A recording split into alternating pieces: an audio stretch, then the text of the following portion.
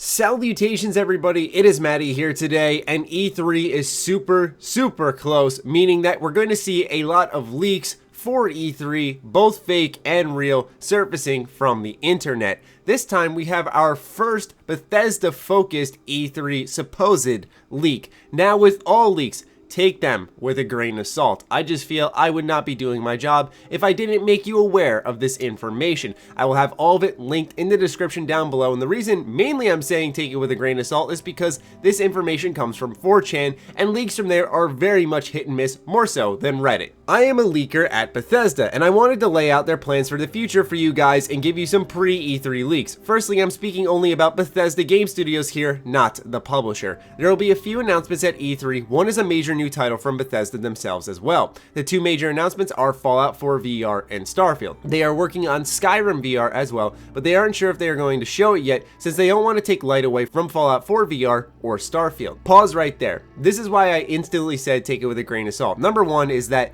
this is weeks before the show, okay? They start planning E3 well in advance on what they're going to show. So saying we're not sure if we're going to show Skyrim VR or not doesn't make sense, especially because if they're revealing a big game such as Starfield, then I imagine Bethesda Game Studios will have physical presence like they did with Fallout 4's E3 showcase, not like they did last year during the 2016 showcase where Todd Howard made a video. Now that's where it would make sense, is if they were doing Skyrim VR and they were throwing a video together, sure, maybe they could make a last minute decision in the coming weeks. But since apparently we're going to be getting a brand new game from Bethesda Game Studios, it wouldn't make sense for them to not be there, and thus I can't see them just jam-packing in a last-minute decision such as Skyrim VR. On to Starfield. The game has actually been in conceptual stages since around Fallout 3's release. It went into pre-production officially, very low-tier pre-production after Skyrim's release. After Fallout 4's release, it went into full pre-production, and after all the DLC was out, they sped into full development. The game is going to be a sci-fi open-world RPG in typical Bethesda first-person fashion. It's going to feature 5 to 10 races. There's still some debate on what should and shouldn't go in, and takes place in the Fallout universe, just so far in the future and far away from Earth that it will be mentioned in hints. This is part of an ongoing, planned, interconnected universe of every Bethesda franchise. They gave hints of it by implying the Brotherhood of Steel created Nirnroot in Fallout 4. They're getting a little wacky with the lore and using Elder Scrolls time wounds to justify the lore inconsistencies. Pause again. I know it sounds silly, I completely agree with you, but I also would not put this idea by Bethesda. It is a very easy way to recover from, quote, lore inconsistencies and say, well wait, there's a time wound. See? It all makes sense now. Does this reek of bullshit though? Yes. Absolutely, because I could see fans of Fallout who don't like Elder Scrolls being really angry that Elder Scrolls is being intertwined with Fallout and vice versa. And then you got Starfield in the middle. It's like this IP needs its own identity, or else Bethesda is going to be meshing together so many different franchises and it's going to be so weird. But on the other hand, Bethesda did put Nirnroot in Fallout 4 after all. But once again, I do have to say that if Bethesda is revealing Starfield at E3 2017, that more than likely means that it will be releasing this fall. And if that is the case, then I doubt there will be debate on what races are in the game. That's something that is decided way before the reveal of this game, because especially in the case of a Bethesda Game Studios game, they have to populate the world with these races. So it wouldn't make sense for them to make this last minute decision and say, keep this, get rid of that, keep that, scrap this one. No, they would have this decision made well in advance before the reveal of the title. Basically, Fallout is the beginning of the timeline, Starfield is the middle, and Elder Scrolls is far future. The game will feature space travel and hub worlds as well as RNG worlds. It's meant to be a test into more sandbox / Minecraft-ish AAA thing, but with Bethesda gameplay and still actual designed worlds, quests, etc. They have another fantasy game of a famous franchise in the works, Game of Thrones, and pre-production of Elder Scrolls 6, and conceptual for Elder Scrolls 7, which is Todd's magnum opus. So that's our first bit of info there. Some things line up, some things don't make sense, such as the races, such as Skyrim VR being a last-minute decision on whether or not they're going to show it. The universe interconnectivity doesn't surprise me. The RNG, space travel, worlds, and so on also doesn't surprise me. That's what I've heard through a lot of rumors with Starfield. And this also lines up with the 3 big and crazy games that Todd Howard talked about, where now we have Starfield, Game of of Thrones and Elder Scrolls 6. Since I have the information linked in the description down below, there's other info about different games from Bethesda in general that he talks about, but I'm focusing on Bethesda Game Studios with this video, so that's what all the info I'll be presenting here will be about. So if you want to do more research, feel free to check out those links down below. Anyway, he says there's a secret partnership between HBO and Bethesda to work on a Game of Thrones game. It will be the next AAA game after Starfield. If you're asking about Elder Scrolls 6 or 7, well, Elder Scrolls 6 is planned to take place in Akavir. It's going to have Bethesda's biggest designed open world yet and will feature a highly upgraded and advanced version of the settlement system from Fallout 4. Basically, the plot is you're a prisoner sent on an Imperial colonial ship to the continent of Akavir. The reason the settlement mode will be a thing, but even bigger, is because you're going to be building colonies on said continent. The game will feature 4 new races, but they're not sure if they want to include them all as playable. One of them is human and is the first Asian race in the franchise and is based off the Japanese. The second race is a humanoid monkey race. The third is debated by the team to be either a humanoid snake race or a parasite race, and the fourth race is a humanoid tiger race. The reason why Elder Scrolls 7 is Todd's magnum opus is because he wants Elder Scrolls 7 to take place in the entire continent of Tamriel, but with current technology he doesn't want to try and build it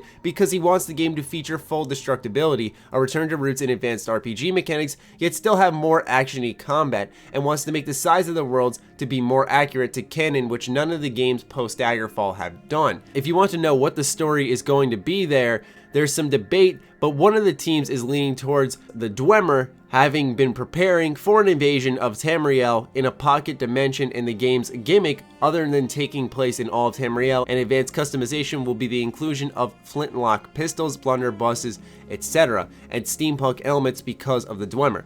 The timeline that these games are supposed to release in is Starfield 2017, Game of Thrones Project 2020, Elder Scrolls 6 2023, Fallout Project 2025, and Elder Scrolls 7 2030. This is why I'm pretty convinced that there will be a Fallout spin-off if this information is true, because 2025 until the next Fallout sounds absolutely insane. And I think the 3-year development cycle is something we can expect from Bethesda Game Studios, considering they have expanded, so I don't find this information too far-fetched. Some more information about Starfield. The game features 12 well-designed companions similar to the companions in Fallout 4, all of which can be romanced, but also has generic companions similar to Skyrim, which are referred to as followers, which can also be romance married as well, but with much more generic dialogue options. The game will not have a limit on the amount of people you can romance, just like Fallout 4, meaning you can have your harem of alien waifus if that is your desire. The game also features alien prostitutes. I'm not sure where you heard that, but the game will actually feature 5 separate quest lines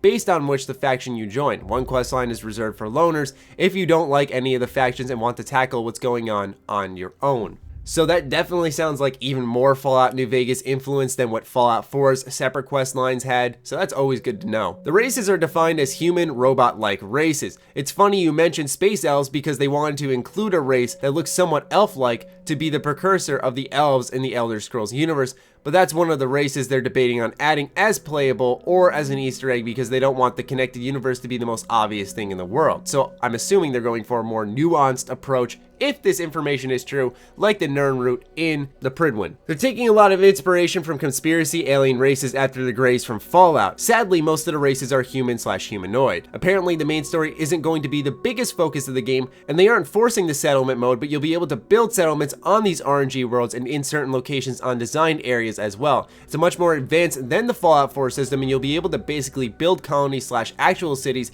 and they're basically beta testing ideas for Elder Scrolls 6. Now, as much as it pains me to admit, this does make sense as well, because Fallout 4 felt in many ways as a test for future ideas in future games, because a lot of the game mechanics didn't line up to what Fallout truly was. The voiced protagonist, the settlement mode, when we sat down and played with them, yes, they were game features, but they felt like tests for upcoming games and templates for other possible Bethesda Game Studios titles. They're still going to be doing the updated creation engine, and they say it's not a big deal because it's been updated dramatically. Fallout 4 was the most stable game in the franchise and has basically become its own thing which also makes sense because people don't realize how prevalent mods are, especially now with mods being on consoles. Redoing that whole process with a brand new engine, as much as I do want a new engine, would really be counterproductive for Bethesda to create a new game afterwards. It would be a long while before we had anything from them. And that wraps up all the information that has come from this 4chan post. Like I said, ladies and gentlemen, please take it with a grain of salt. I tried my best to break down a lot of the information provided here, try to give some of it a chance. He says that he's more than willing to be called out after E3 if this information proves to be false, and who knows if he's going to be that bold and open about it. Maybe that's an idea to get people to believe him. I'm personally just in the position where, okay, interesting stuff, I'll keep my eyes open for it. If it ends up being true, swell, then we know what was coming. If it ends up being false, I'm not going to be surprised whatsoever. But I want to make sure you guys were aware of the information in general. Let me know what you think about these supposed leaks in the comments down below, as well as this interconnected Fallout, Starfield, and Elder Scrolls universe. That would be some wild shit, man. But anyway, that'll do it for me. Be sure to follow me on Twitter, like me on Facebook. Those links are in the description down below, and do consider supporting my Patreon. It helps fuel all the content we create here. Other than that, stay sexy, stay active. I love you all. Peace.